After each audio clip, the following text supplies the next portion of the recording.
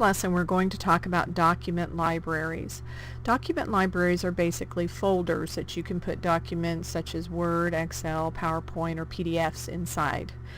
You can have as many document libraries as you would like to have. Some people have them for each student, some have them for lessons, and some have them for different class periods or hours. So you can have as many as you like. When you first get your SharePoint website from the district, you get two document libraries that are already created for you.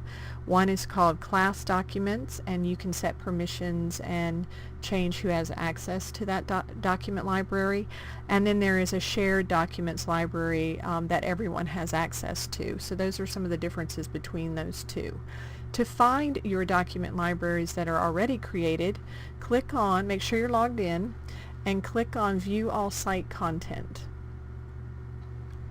And you can see that I have a lot of document libraries. At the top it says Document Libraries. I've created quite a few for my classes. But you can see that there's one called Class Documents, and if you click on it, you can see that mine's empty, but if you wanted to upload documents to your documents library, you would click on Upload, and you can upload a document, or you can upload multiple documents from your computer so that you can see them. So if you want to upload a document, you can click on it, and then you can browse your computer and find the document that you would like to upload. So you can find whatever document that you'd like.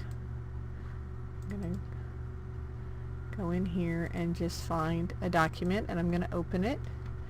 And it will say, do you want to overwrite the existing file? So if you're uploading a version and you want to overwrite the one that's there, you can do that. And then click OK. And it will put this document into your document library so that everyone can see it. And if you want to change the properties of it, I can hover over it. Just hover over the document and drop the arrow down, and you can edit the properties. There are also other things you can do, but edit properties allows you to make some changes. So you can change the name, that's the name of the file, and then if you wanted to put a title, I could call it something else. I'll just call it Schedule and click OK. And that becomes the title of my document. So I've added a title and I've added information. Okay, so when you're finished adding all of your documents, you can just go back to your main menu.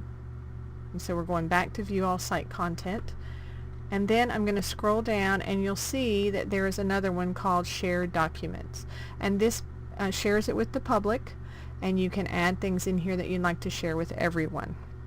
Now, if you want to delete a document from your library, I'm going to show you how to do that. I'm going to go back to Class Documents, and if I want to delete a document, I go here and I choose the document library, and I hover over it, and I click on this arrow and I click Delete, and it'll ask me if I'm sure.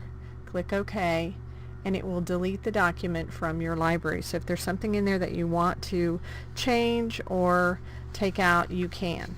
Now, one thing that's important when you have a document library is that you want to set permissions.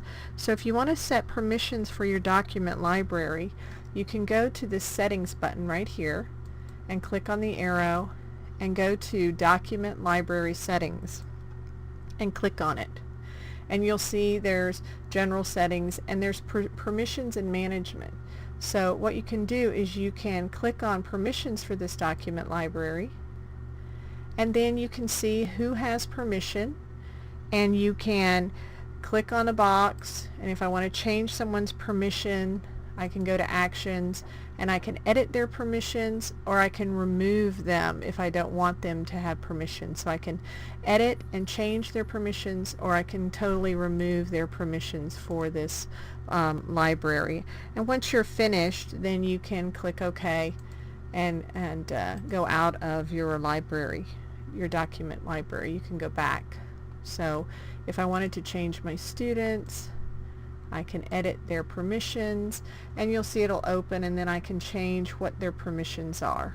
And we'll get more into permissions later, and click OK, and then go back